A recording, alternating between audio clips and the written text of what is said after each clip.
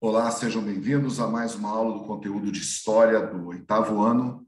Nós estamos na semana 4, meu nome é Rander e eu vou estar aqui com vocês.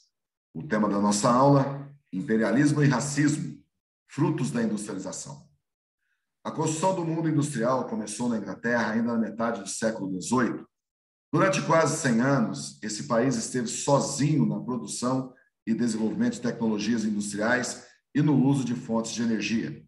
Já na segunda metade do século XIX, o processo de produção de produtos industrializados já estava espalhado por diversas nações europeias e nos Estados Unidos.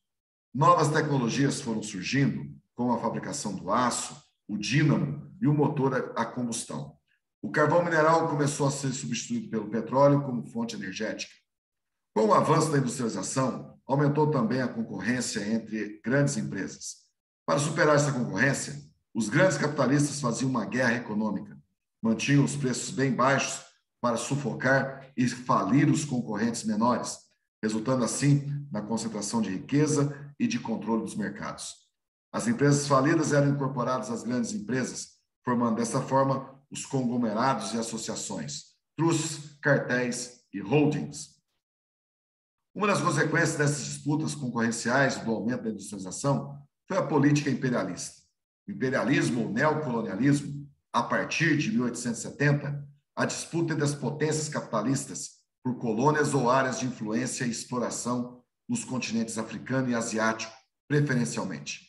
Essas potências capitalistas buscavam oportunidades de investimentos para seus capitais, ouro e diamante existentes nas terras africanas, mercados produtores de matérias-primas e mercados consumidores de manufaturados, terras e mão de obra para trabalhar na exploração mineral e em áreas de produtos agrícolas de consumo básico, açúcar, café, cacau, entre outros. Os governos dessas nações incentivaram a conquista de territórios e populações em outros continentes e depois utilizaram essas conquistas imperialistas para despertar o orgulho nacional em suas populações. Vale ressaltar também que, devido à industrialização, o contingente populacional europeu crescia em ritmo acelerado, inchando os espaços. O imperialismo foi uma solução para expulsar esse excedente populacional. Esses migrantes que saíram aos milhões da Europa auxiliaram na dominação de seus países sobre os povos dos outros continentes. Vale destacar que, durante todo o processo de dominação, as populações asiáticas e africanas resistiram à presença exploratória e racista das nações europeias. É o caso da Guerra do Ópio e a revolta dos Boxers na China. Além das ações econômicas típicas do imperialismo, outra herança do processo de neocolonização do século XIX foi a construção identitária e imagética das populações africanas, asiáticas e europeias. Essas imagens construídas reforçaram os papéis desses povos. Os europeus como civilizados e dominadores, ocidentais, os povos africanos como bárbaros e os povos orientais como primitivos, dominados. Pensadores europeus, durante o processo do imperialismo, desenvolveram um conjunto de ideias que ficou mais tarde conhecido como darwinismo social. De acordo com o pensamento darwinista, as raças humanas passam por uma longa evolução e somente as mais aptas sobrevivem. Nessa luta pela vida, o triunfo se dá somente pelas raças superiores. O darwinismo social se apoia em dois equívocos: o da existência de raças humanas e o da ideia de superioridade da raça branca perante as outras raças, negra, amarela ou mestiça. Durante o século XIX e boa parte do século XX, o darwinismo social foi considerado científico e justificou as ações imperialistas. Com base nessa e em outras teorias raciais e racistas, as lideranças europeias argumentavam que tinham o dever de civilizar os demais povos do planeta, levando a esses o progresso e os bons costumes. Ou seja, diziam ter uma missão civilizadora para com as outras raças, que o britânico Rudyard Kipling chamou de fardo do homem branco. No Brasil, a eugenia foi abraçada por médicos, cientistas, jornalistas, intelectuais da época, que também defendiam uma série de práticas para melhorar a nação brasileira. Nos jornais, não era incomum encontrar artigos exaltando a eugenia, pedindo para a melhoria da raça brasileira.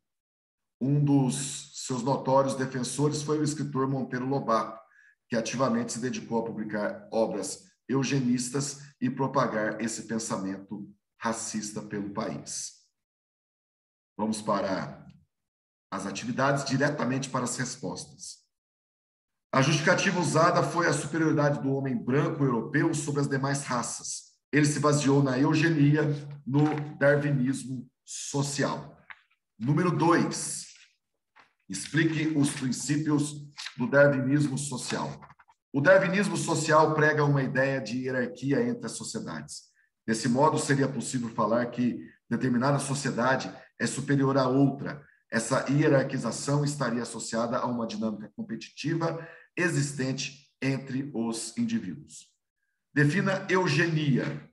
Eugenia, também chamada de eugenismo, consiste em uma série de crenças e práticas cujo objetivo é o de melhorar a qualidade genética da população.